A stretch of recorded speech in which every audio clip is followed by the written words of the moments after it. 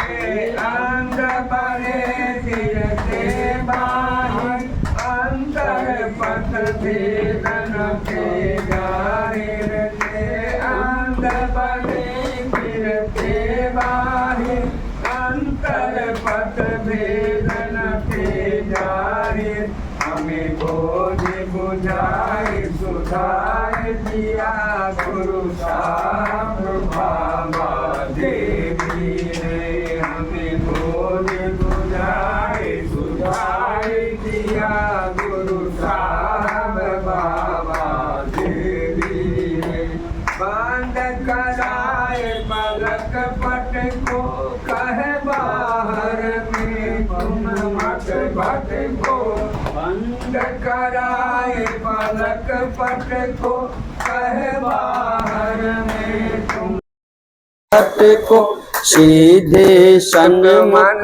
सुषुमन बिंदु को गहवाया बाबा देवी ने सीधे सन्मुख सुषुमन बिंदु गहवाया बाबा देवी ने संतन मत भेद प्रचार किया गुरु साहब बाबा देवी ने सुषमन घर में ध्वनि धार बजे चढ़ी श्वेत सूरत सोधार भजे सुषमन घर में ध्वनि धार बजे चढ़ी श्वेत सूरत सोधार भजे अनहद उलझन यही युक्ति तजे सत ध्वनि के युक्ति दई गुरु ने अनहद उलझन यही युक्ति तजे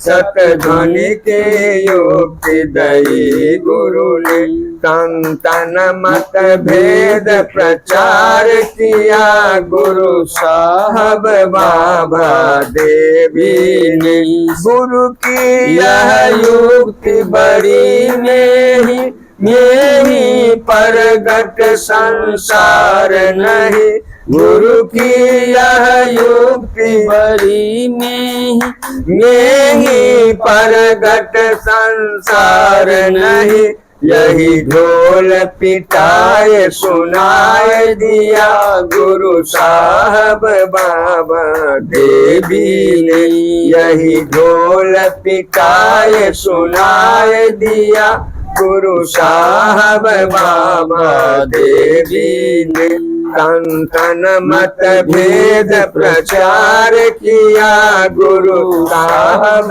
बाबा देवी ने संतन मत भेद प्रचार किया गुरु साहब बाबा देवी ने। श्री सद्गुरु महाराज की जय। बाबा सुषमन और शहरग का चर्चा गुरु महाराज की ये कौन भाषा है?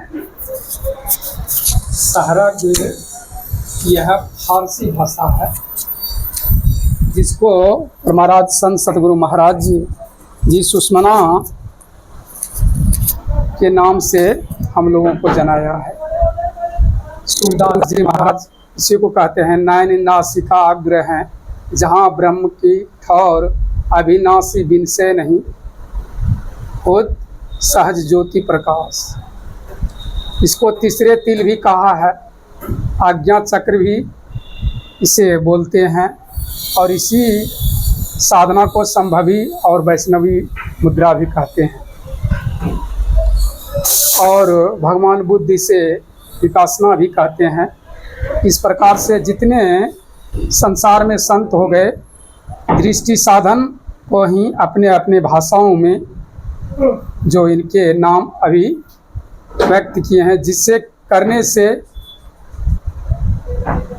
ठीक ठीक दृष्टि धार को जोड़ने से अपने अंदर दिव्य दृष्टि होती है और पूरा ब्रह्मांड के धृष्टता वैसे साधक होते हैं।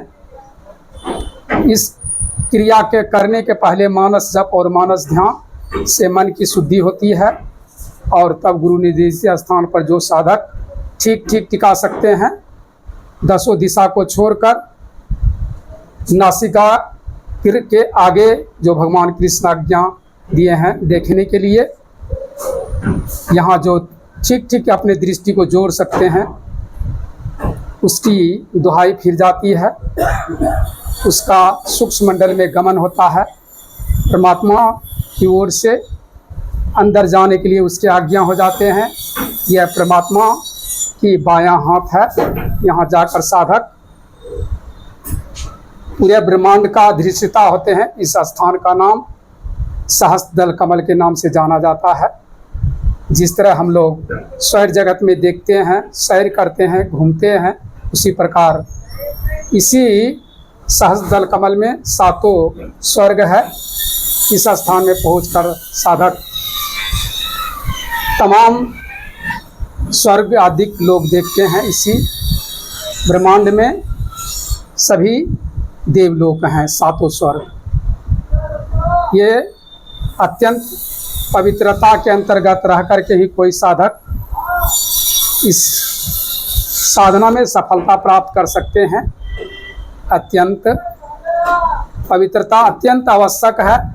पवित्रता के बगैर कोई साधक सूक्ष्म मंडल में गमन नहीं कर सकते हैं। इसलिए हम लोगों को जो गुरु महाराज आज्ञा दे गए सदाचार सम्मिलित होकर साधना करने के लिए, क्योंकि ई और क्यू का संबंध जैसे है अंग्रेजी का, उसी प्रकार सदाचार का और साधना का संबंध जो है साधना से है।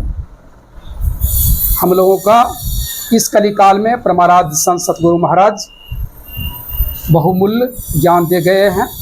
इस ज्ञान को हम लोगों को ठीक ठीक धारण कर शरीर और संसार से छूट जाने वाली यह ज्ञान है। सभी संतों ने, वेद उपनिषदों ने और जितने अवतारी पुरुष हो गए, सबों ने इसी ज्ञान को जानकर उस ईश्वर स्वरूप को पाया और अपने आप को दैहिक, दैविक, भौतिक इन त्रेतापों से छुड़ाकर, आवागमन के चक्र से छुड़ाकर सदा के लिए सुखी हो गए। हम प्रभु प्रभु एके होई, द्वंद्व और द्वैत रहे नहीं कोई, में ही ऐसी आरती कीजिए, भाव में बहुरी नहीं कीजिए। इसी काम के लिए हम लोगों को मनुष्य शरीर मिला है। इसलिए हम लोगों का सौभाग्य है, अहोभाग्य है। इसका भरपूर लाभ हम लोगों को मनुष्य शरीर में पाकर उठाना चाहिए।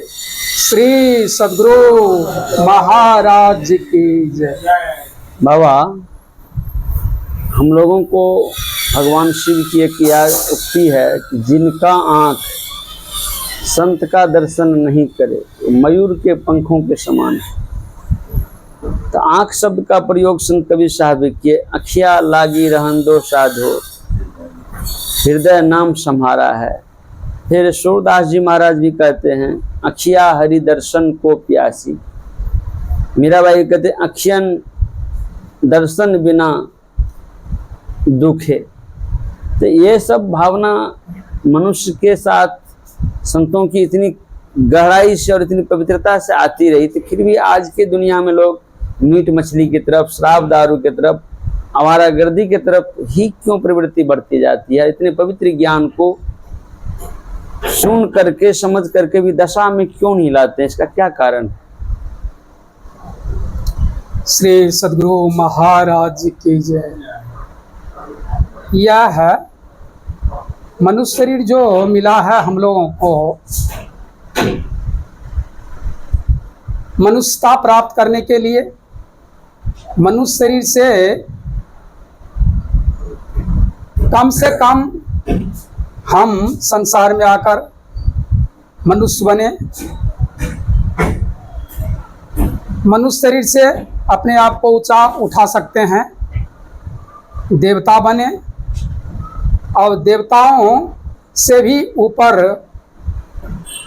उठाना चाहते हैं तो साधन विशेष से हम लोग मनुष्य शरीरधारी मोक्ष को प्राप्त कर सकते हैं, क्योंकि इसी शरीरों में हमारी मनुष्य शरीर में ही 3 श्रेणियाँ हैं, स्वर्ग नरक अपवर्ग निशेनी और ज्ञान विराग भक्ति सुख देनी। इसलिए जिस किसी व्यक्ति को साधु संग सत्संग मिल जाता है तब तो वे मनुष्य शरीर को सफल कर सकते हैं, नहीं तो सृष्टि के आरंभ से जब से सृष्टि हुई तब से हम लोग अनेक योनियों से घूमता हुआ देव दुर्लभ मनुष्य शरीर पाए। जो सौभाग्यशाली जीव है वे जब किसी जन्म में सत्संग और साधु शरण मिल जाती है उनको, तो वे जो है मनुष्य क्या मोक्ष ही प्राप्त कर लेते हैं। और जो साधु संग अच्छी संगति नहीं मिली, सज्जनों की संगति नहीं मिली, तो संसार में मनुष्य शरीर में तो दिख ही जाती है, किंतु सदाचारी सज्जनों की संगति नहीं रहने के कारण, दुर्जनों की संगति रहने के कारण 5 विषय से यह संसार बना हुआ है। संसार में मनुष्य इन 5 विषयों का ही सुख उपभोग करने में लग जाते हैं, जो कि संत लोग बामन के समान त्याग दिए हैं। जो विषयन संतन त्यागी मूढ़ ताहि लिपटाए, जो नर डारे बमन कर स्वान स्वाद ले खाए। तो जो मूर्ख होते हैं वे 5 विषयों में फंस जाते हैं, और जिन्हें साधु संगत मिलते हैं विषय का त्याग कर निर्विषय के तरफ चलते हैं और संसार की चंगाचौन से अपने आप को हटाते हुए संत लोग जो बताते हैं कि रूप रस गंध स्पर्श शब्द ये 5 विषय रूपी जल में देव दानव नाग किन्नर सृष्टि मंडल का सभी जीव इसमें जो है उब डूब कर रहे हैं, इसमें गोता खा रहे हैं। तो संत लोग जो है युक्ति बताते हैं, संसार में बहुत सा रूप है, सभी रूपों से जिन्हें बाहर की देखने वाली नेत्र है संसार की चकाचौंध को देखते हैं, वे संसार के चकाचौंध को ही देखते रहते हैं। किंतु जो गुरु भक्त होते हैं संतों की आज्ञा से संसार की सभी रूपों को छोड़कर एक गुरु का रूप देखते हैं,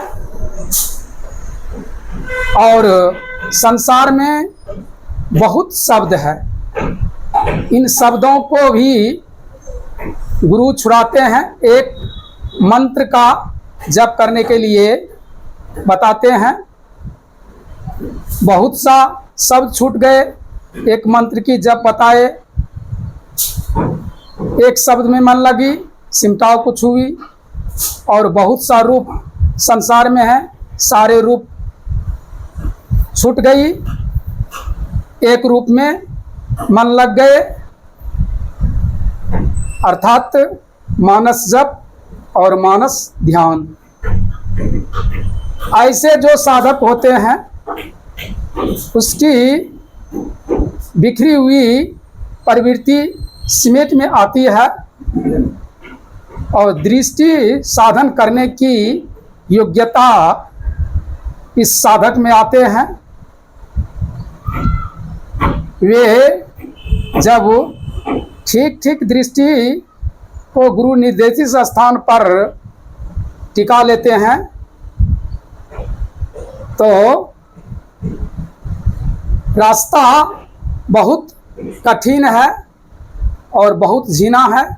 हम लोग उपनिषद में सवेरे सुने थे कि यह धार जो है, ये रास्ता जो है तलवार के धार के समान है, तीक्ष्ण। इस पर शरीर नहीं चलती है, चेतन आत्मा चलती है। इसलिए जो दृष्टि साधन को ठीक ठीक कर सकते हैं, बाबा देवी साहब के शिष्य परमाराज संत सतगुरु महाराज जी का गुरु भाई धीरज लाल जी कहे हैं, रा गई बड़ी झीनी हे साधो नयन नगर से, सहस्त्र भाग इकबाल बराबर धार धरो लवलीनी, यह मग सूरत सरकी जब जावे ज्योति झकाझक कीनी। ऐसे साधक का तीसरा आंख खुल जाते हैं। हम लोग भगवान शंकर, पार्वती, जितने अवतारी पुरुष हो गए, इन लोगों को तीन तीन आंख दिखने में आता है। उन्हीं का संतान हम लोग भी हैं। वे लोग साधना विशेष से अपने तीसरे आंखों को खोल लिए। इस कलिकाल में परमाराज संत सतगुरु महाराज तीसरी आंख खोलने की युक्ति हम लोगों को बता दिया।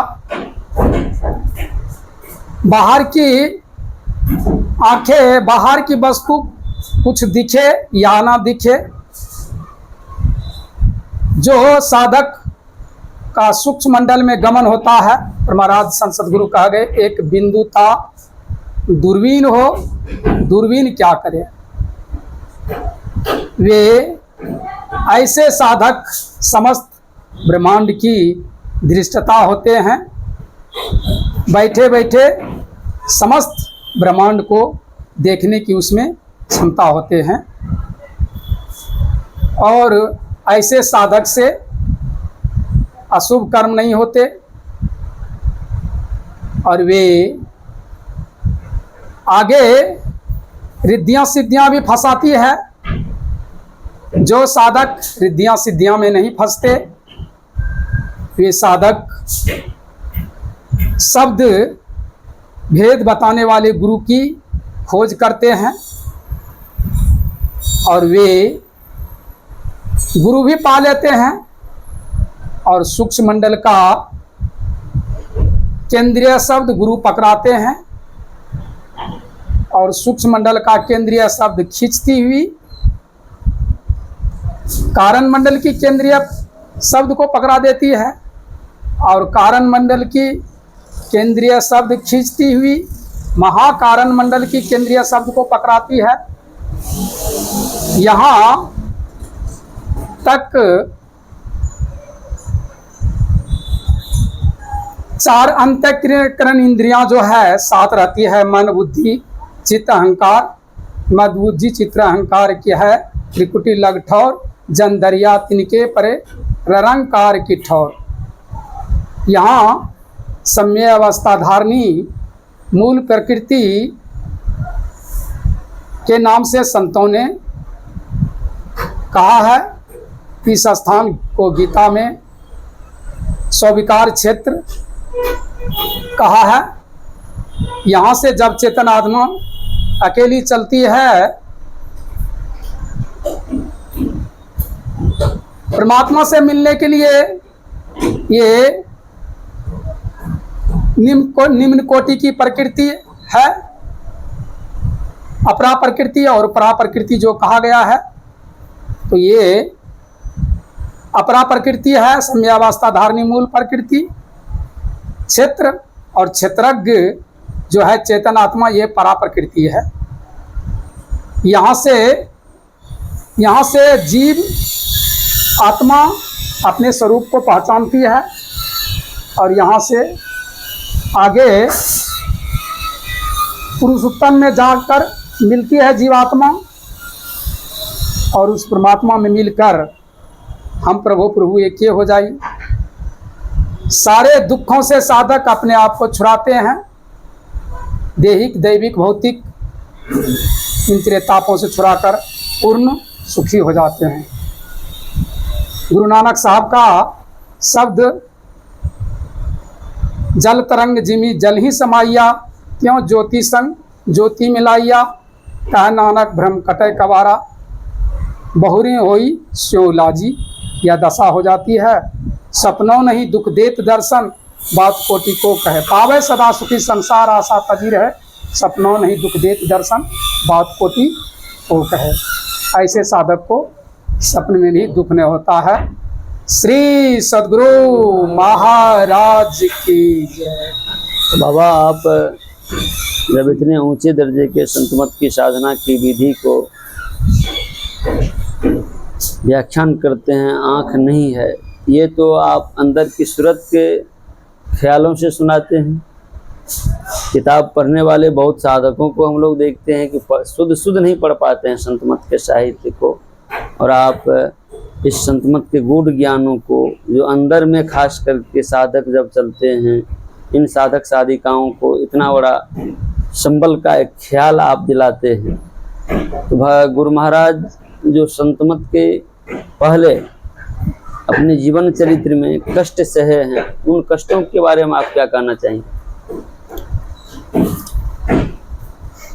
जैसे थोड़ा उनका झलक दिखा दीजिए, कौन कौन कष्ट उनके जीवन में। परमाराध्य संत सतगुरु महाराज जी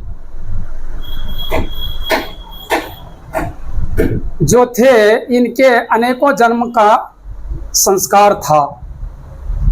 संसार में संसार की पर्याप्त वस्तु उन्हें प्राप्त था, अर्थात उसे किसी बात की कमी नहीं थी। संसार में धन जन संसार की जितनी ऐश्वर्य होनी चाहिए, अच्छी विद्या भी उन्हें प्राप्त था। लेकिन होनहार बलवान की होत हैं चिकनी पात्र। परमाराध्य संत सतगुरु अनेकों जन्म से भजन करते हुए आ रहे थे। जिस ज्ञान को परमाराध्य संत गुरु महाराज अत्यंत कठिन परिश्रम कर, इतने परिश्रम की कि हम लोगों का उनके साधना की आरंभिक दशा देखकर हृदय दहल जाती है। परमाराध्य संत सतगुरु महाराज जी को 75 एकड़ जमीन कहा जाता था, पैतृक संपत्ति, और उनके पिता जी अंग्रेज के समय में अच्छी पोस्ट पर काम भी करते थे। इतनी संपत्ति होते हुए भी वे रामचरितमानस का अध्ययन क्या करते थे। उनके पिताजी भी रामचरितमानस को जब पढ़ते थे तो रोने लग जाते थे पढ़ते पढ़ते। परमाराध्य संत सतगुरु महाराज जी समझा कि पिताजी इस ग्रंथ को पढ़ते पढ़ते रो क्यों रहा है। उन्होंने जब रामचरितमानस को पढ़ा तो जो संस्कारिक जीव होता है उसकी गूढ़ रहस्य को समझ जाते हैं। इसलिए रामचरितमानस में केवल कथाएं ही नहीं है, उसमें नवरस जप तप जोग विरागा ये सब जलचर 4 तरागा है। इसमें ज्ञान विराग भक्ति काव्य का 9 अभी रस भरा पड़ा है। जिस तरह जल में जलचर छिपी हुई रहती है, उसे धीमर अर्थात मल्लाह जाल डालने के बाद ही देख सकते हैं इसमें क्या है, निकलती है जल की जलचर। उसी प्रकार रामचरितमानस में परमाराध्य संत सतगुरु अपने आप को डूबे, इसकी रहस्य को उन्होंने समझा और इनके खोज के लिए निकल गए। परीक्षा भवन से ही निकले, दे धरे के यही फल भाई, भजिए राम सब काज बिहाई। परमाराध्य बहुत भटके, इतने भटके, सारी उनकी जीवन की वृतांत को कहने में बहुत लंबी समय लग जाएगी, क्योंकि ये बहुत लंबी जीवन चरित्र है। समास रूप में मैं यही कहूँगा कि परमाराध्य संत सतगुरु महाराज जी निकले नेपाल के यात्रा के तरफ, तो उस तरफ जाते हुए पैदल चल रहे थे, चलते चलते थक भी गए थे। मार्ग में बैलगाड़ी वाले मिला, चढ़ाने के लिए बोला तो वो तेजी से लेकर भाग गए, क्योंकि निर्जन स्थान था, अंग्रेज का जमाना था। निर्जन स्थान में अंधेरी रात में कुत्ते भूखने लग गए, तो थाना के सिपाही उन्हें उसके ओर जब गए तो उन्हें पकड़ के लाए, बुला करके लाए, भोजन कराए। करने के लिए जब दिए तो भोजन भी उनके नसीब में नहीं हुई, क्योंकि कीड़ा गिर गई। फिर उन्होंने कहा कि दही चूरा खा लीजिए, कहा परमात्मा की मौज नहीं है, नहीं खाए। उसके बाद परमाराध्य संत सतगुरु महाराज नेपाल जाने के लिए सोचा, किंतु कुछ लोगों के मार्गदर्शन के बाद उन्होंने कहा कि उधर तांत्रिक की विशेष बहुमति है, तो उन्होंने हिमालय के तरफ, उत्तराखंड के तरफ चल चुके। रास्ते में टिकट कटाकर वही सज्जन, उनके पिताजी का मित्र था कोई दरोगा, दूसरे स्थान में ले गए थे। तो आते आते तो अयारा के पास पड़ते हैं, ये दरियापंथ के साधु से भेंट हो गए। पहले दरियापंथ से संपर्क उनका था कुछ, तो उनके पास रह गए, उन्हीं के सेवा में रहने लग गए परमाराध्य संत सतगुरु महाराज जी। उनके सेवा बहुत किया करते थे। जितने साधु जीवन में सेवकों की सेवा होनी चाहिए, परमाराध्य संत सतगुरु सेवक नहीं दिखते थे, उनकी सेवा दिखते थे। आजकल सेवक दिखते हैं, सेवा नहीं दिखते। सेवा करते थे, संत मत की प्रचार बाबा देवी साहब के द्वारा हो रहा था। भागलपुर बाबा देवी साहब साल में एक आध बार आ जाया करते थे। उनके अनुयायी लोग धीरज लाल जी थे, रामदास जी थे। रामदास जी से वार्तालाप होने के बाद तो झगड़े हो गए बाबा देवी साहब के शिष्यों के साथ। वे रामदास जी गुरु ग्रंथ साहब को अच्छी पाठ करते थे और समझा भी सकते थे। क्यों झड़प हो गया था? क्योंकि लोगों ने कहा करते थे परमाराध्य संत सतगुरु महाराज को कि ये लोग जो है सत्संगी, संत मत के सत्संगी, ये गुरु और देवताओं को नहीं मानते, पिता माता को भी नहीं मानते, इससे इनको घृणा होते थे। तो रामदास जी को बाबा देवी साहब बुलवा लिए, क्योंकि उन्हें पंजाब के तरफ प्रचार के लिए जाना था। तो जब पंजाब के तरफ जाते थे बाबा देवी साहब, तो रामदास जी को साथ में ले लिया करते थे। संजोग से एक दिन परमाराज संत सतगुरु महाराज का भेंट धीरज लाल गुप्त से हो गए। ये दाम्पति थे, गृहस्थ जीवन में रहते थे, जिनकी पद सुने रह गई बड़ी झीनी। तो इनसे वार्तालाप हुई तो पूछा कि आप संत मत को मानते हैं? धीरज लाल जी कहा, हाँ मैं सब संत मत को मानता हूँ, मैं संत मत के अनुयायी हूँ। परमाराज संत सतगुरु पूछा, क्या सब संत को मानते हैं? धीरज लाल जी, हाँ मैं सभी संतों की सम्मान करता हूँ और सभी संतों को मानता हूँ। क्या दरियापंथी के साधु को, दरियापंथ को भी मानते हैं? जी हाँ।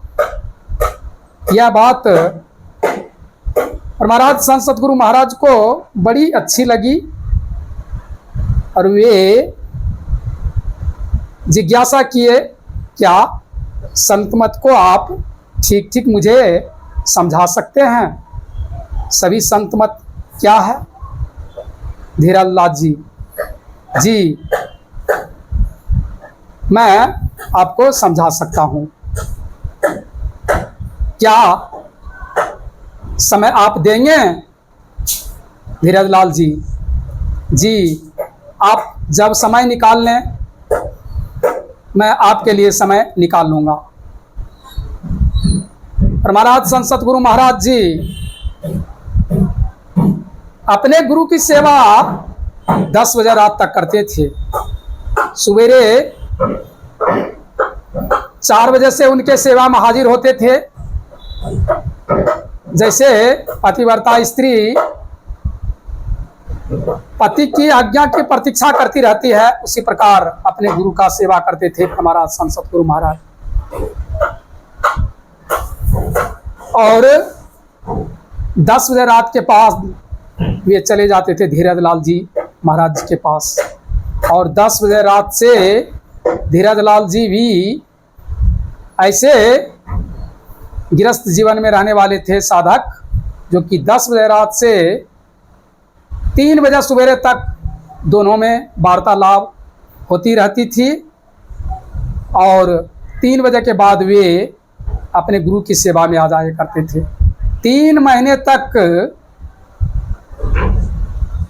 परमाराज संत सतगुरु ना सोए रात्रि में, और धीरज लाल जी भी रात्रि में ना सोए। परमाराज संत सतगुरु महाराज संतुष्ट हो गया कि मैं अब संत मत की दीक्षा लेकर मैं संत मत की साधना आरंभ करना चाहता हूँ। बाबा देवी साहब को पत्र लिखा।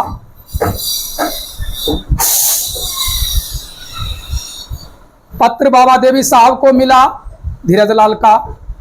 कहा कि मैं ही दास जो है दरियापंथी में रहने वाले हैं, वे संत मत से दीक्षा लेने वाले हैं। यह पत्र को रामदास जी ही पढ़ रहे थे। बाबा देवी साहब से कहा कि महाराज ये नास्तिक है, ये संत मत को नहीं मानना चाहता है, इससे मुझे बहुत झड़प हुई है, इसलिए इसको दीक्षा नहीं दी जाए। पत्र में उत्तर में लिखा। फिर दोबारा धीरज लाल जी लिखा कि अब ये संत मत को मानने के लिए तैयार हो गया है।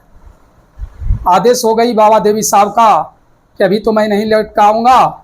इसे राजेंद्र प्रसाद जी जो हैं मायागंज में रहते हैं, ये दाम्पति थे, वकील का काम करते थे। इनकी धर्मपत्नी परलोक सिधार गई थी, लेकिन साधन भजन अच्छी करते थे।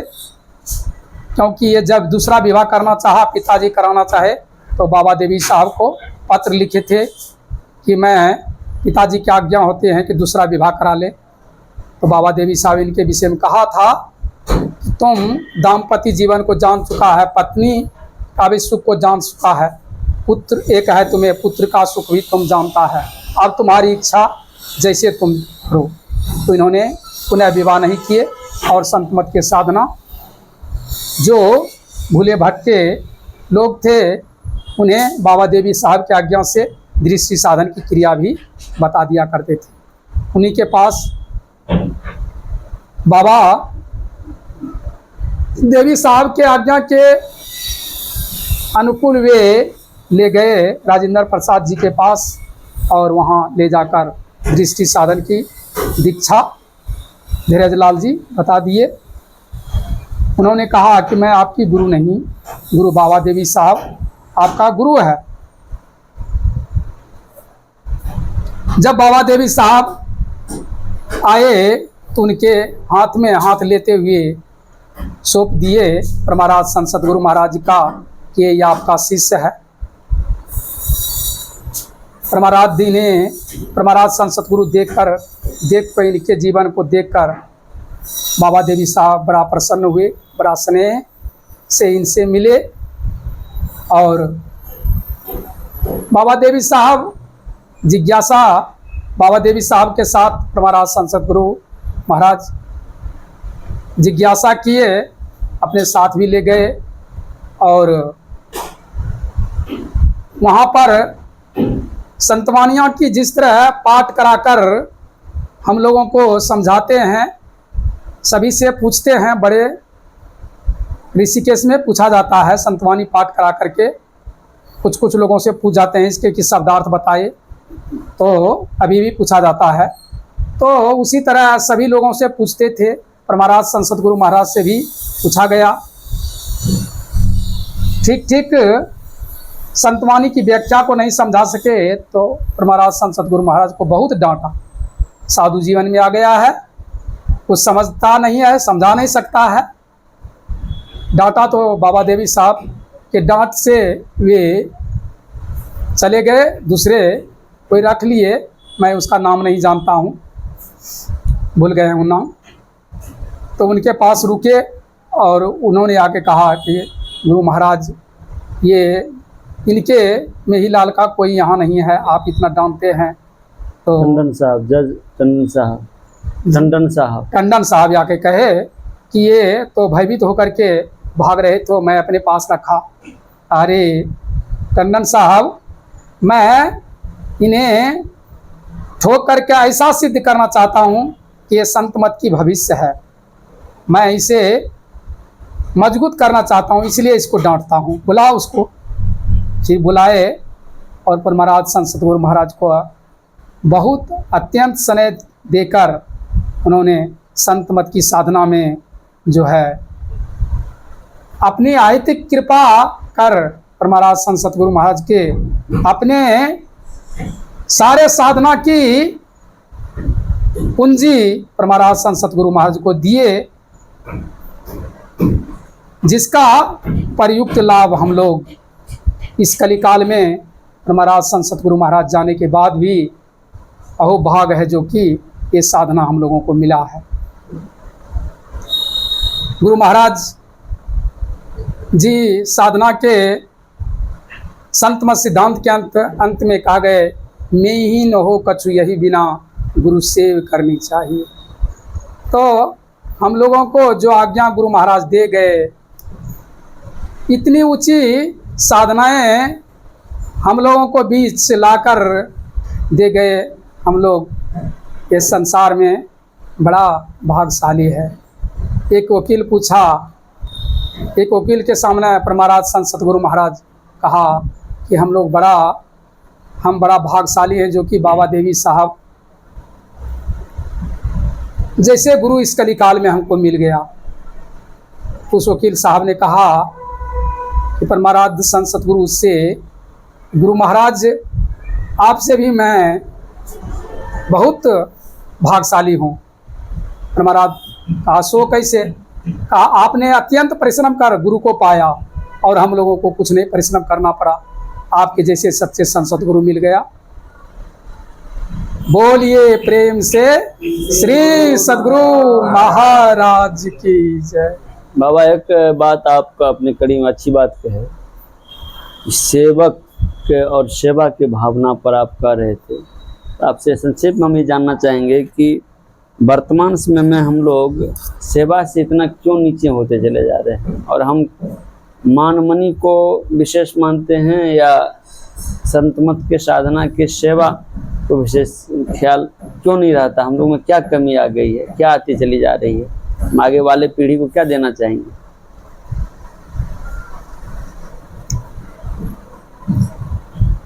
सेवक और सेव, गुरु और शिष्य और ईश्वर और जीव, जीवत दशा में हम लोग हैं, क्योंकि हम लोगों की ऊपर जो है अंधकार प्रकाश और शब्द की पर्दा जो आच्छादित है, जिसके कारण हम लोग अपने स्वरूप को नहीं पहचान सकते और अनेक सृष्टि के आरंभ से अनेक योनियों से हम लोग आ रहे हैं। सेवा से ही जिस किसी को जब कभी कुछ मिला है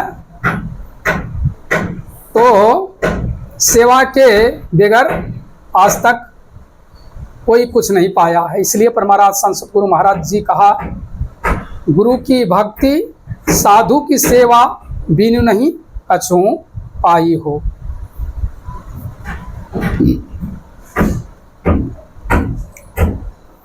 सेवा ठीक ठीक यदि जो गुरु की जाए, गुरु को सेवा मंजूर हो जाए तो शिष्य को एक पल में ही निहाल कर देंगे। और सेवा करने वाले सेवक स्वार्थ से सेवा करे, संसार की ईश्वरी प्राप्त हो, गुरु से सम्मान मिले, मैं बड़ा सेवक हूँ, ऐसे सेवक को उसके जीवन में कुछ नहीं मिलते। तुलसीदास जी कहा, नित प्रति दर्शन साध की अवसाधुन की संग, तुलसी का ही वियोग से ना लागा हरि रंग। उत्तर में उन्होंने कहा, तन तो रमय साध के संग, मन रमय संसार में, तुलसी याही वियोग ते नहीं लागा हरि रंग। साधु संग में तो रहा, मन को नहीं रख सका, इसलिए साधु का रंग जो चढ़ना चाहिए वे रंग उस पर नहीं चढ़ सका। जिस प्रकार चंदन वृक्ष के समीप जितने वृक्ष होते हैं उसके सुगंधित से चंदन वाली सुगंधित आ जाती है, लेकिन बांस जो होती है उसमें सुगंधित प्रवेश नहीं कर सकती है, क्योंकि उसमें सुगंधित प्रवेश करता ही नहीं है। इसलिए संसार में स्वार्थवश साधु की सेवा करने वाले सम्मान पाने वाले को कुछ नहीं मिलते। संसार की वस्तु कुछ मिलते हैं क्योंकि परिश्रम करने वाले की फल तो मीठा होता है, ऐसा बात नहीं है। उसकी सेवा निष्फल नहीं जाती। जिस उद्देश्य से वे सेवा करते हैं सेवक, वे संसार की ईश्वरी उसे प्राप्त होता है, किंतु उनमें विराजने वाली शांति जो होते हैं वैसे साधक गुरु उसकी लाभ उस सेवक को नहीं मिलते।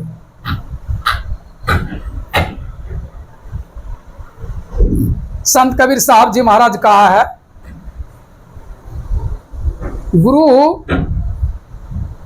हम अग्नि हृदय जड़े, गुरु से चाहे मान, तिनको यम नौता दिया हो यहाँ हमरे मेहमान। सच्चे संत सतगुरु की शरण में रहने के बाद भी वे ऐसे शिष्य यम की मेहमान बन जाते हैं, अर्थात उसकी अच्छी गति नहीं हो सकता। इसलिए सबरी माई के तीसरी भक्ति में उन्होंने कहा मान रहित होकर के सेवा करने के लिए आज्ञा दे गए हैं।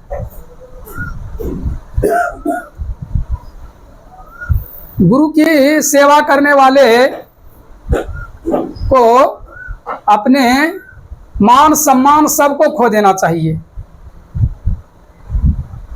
और केवल सेवा करने वाली की नहीं, जो युक्ति मिला है यह युक्ति बहुमूल्य है। हम सभी गुरु भाई बहन को इस युक्ति का पालन करना चाहिए। कोई गुरु के चरणों में बैठकर पैर दबाना और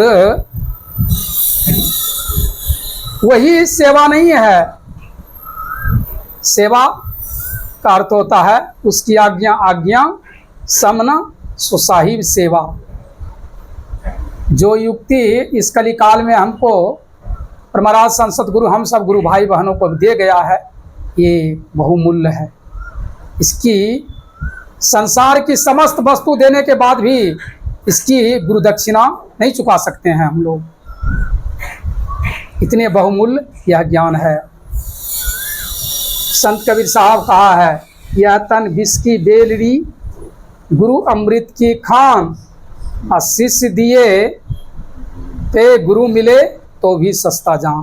जो ज्ञान हम लोगों को इस कलिकाल में मानस जप और मानस ध्यान दृष्टि साधन की युक्ति बता दिए गुरु, संत कबीर साहब जी कहते हैं कि युक्ति हमें कोई बता दे सच्चे संत सतगुरु, उसके बदले गुरु दक्षिणा में हमसे शीश मांग ले, एक पल भी देर नहीं करूंगा, दे दूंगा।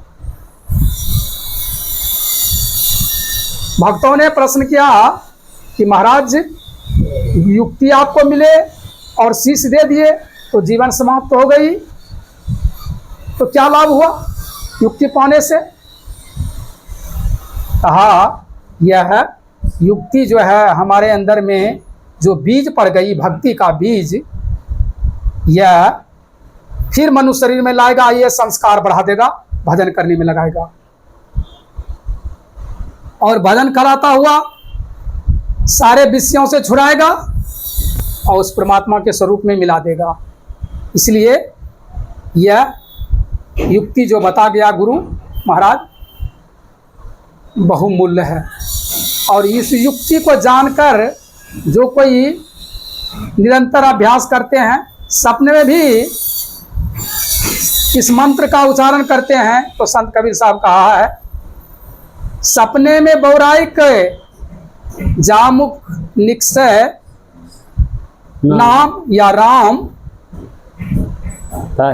वाकी पर की पेतरी मेरे तन के चाम। अर्थात जो सपने में भी मंत्र के उच्चारण करते हैं, वैसे साधक की मेरे शरीर का चमड़ा उतार कर उसके पैर के जूता बना दें, ताकि हमारी पवित्रता होते रहे। श्री सद्गुरु महाराज की। लोग बड़ी देर से वरुण बाबा जी महाराज से साक्षात्कार में हम लोग थे, सब भक्त हम लोग बैठे हुए हैं, और इन्होंने संत मत के विधि विधान में कुछ व्यवधाने की बातों जो हुआ करती है, उसमें बहुत अच्छी बात को इन्होंने दर्शाया। कि संत कबीर साहब कहते हैं कि मेरे तन की चाम, नाम जपत दरिद्री भला, चुई चुई गिरे घर के ठाम, कंचन दही के ही काम के जाहि मुख नाही नाम। तो इन्होंने उस नाम की चर्चाओं को यानी कि भक्तों को इस श्रेणी में रखा कि किसी भी काल में हिंदू, मुस्लिम, सिख, ईसाई, किसी भी संप्रदाय के साधक जब भी ऊंचे परम पद को, परमात्मा के पद को प्राप्त किए हैं, अपने शरीर के जड़ विहीन चेतन आत्मा को, जो जड़ बने हुए हैं उसको विहीन करके चेतन आत्मा को सजा लिए हैं, अपने को वैसे महान शक्तिशाली परम पद को प्राप्त करके भी संसार में जल कमलवत रहने की शिक्षा प्रदान किए, देते रहे हैं और संत देने आते हैं। जो कि आप अभी एक भजन सुनेंगे सुंदरदास जी महाराज का, संत देत हूँ। तो हम बाबा से आग्रह करेंगे सुंदरदास जी महाराज का जो वचन है वो हम लोगों को सुना दें, ताकि ये हम लोगों का एक साक्षात्कार का एक नमूना रहेगा। तो संत सुंदरदास जी महाराज का भजन को सुनिए। श्री सद्गुरु महाराज की जय। साचो उपदेश देते भली भली सीख देत, समता सुबुद्धि देत, उमति हर तू है। साचो उपदेश देत भली भली सीख देत, समता सुबुद्धि देत, उमति हर तू है।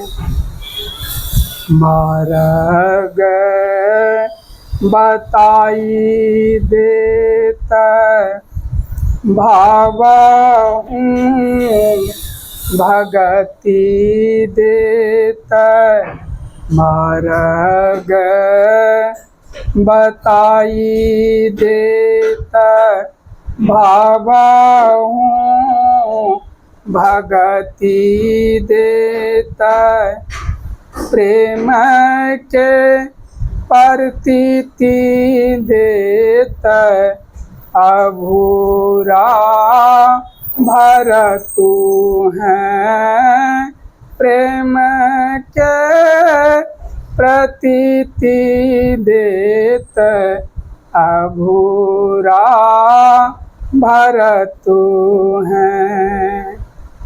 साचो उपदेश देत भली भली सीख देत, समता सुबुद्धि देत, उमति हर तू है।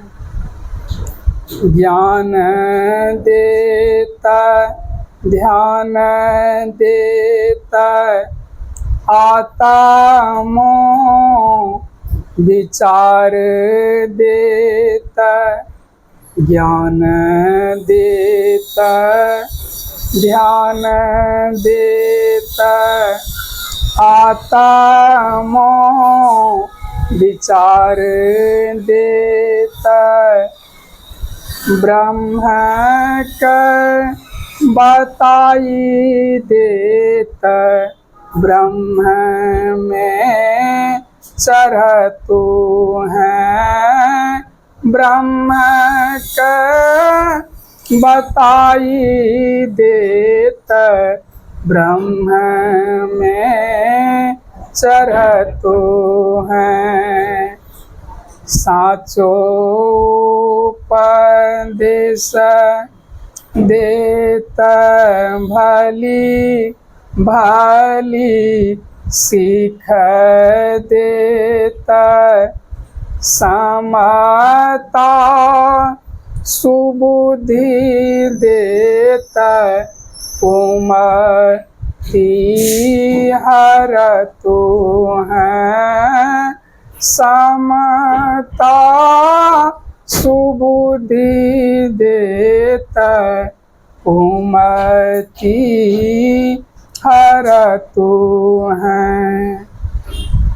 सुंदर कहत संत नहीं काचू लेत जाग सुंदर कहत संत नहीं काचू लेत जाग संत जान निसी दिन देवो ही करतु है संत जान निसी दिन देवो ही करतु है साचो उपदेश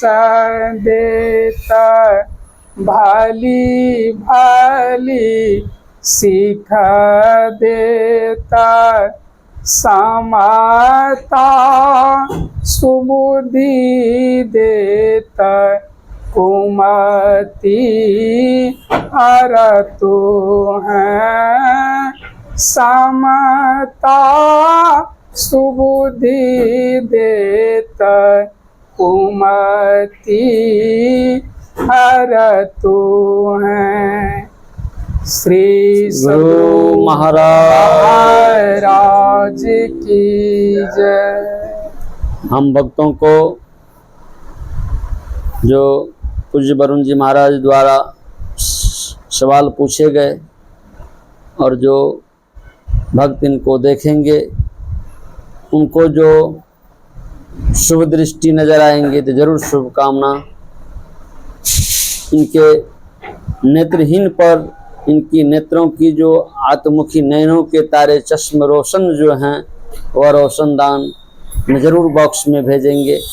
और कोई ऐसी भावनात्मक दृष्टि से ठेस लगने वाली बात हो उसको क्षमा दया कर क्षमा कर मिटाना का गुण देंगे। इन्हीं शुभकामना के साथ श्री सद्गुरु महाराज की जय।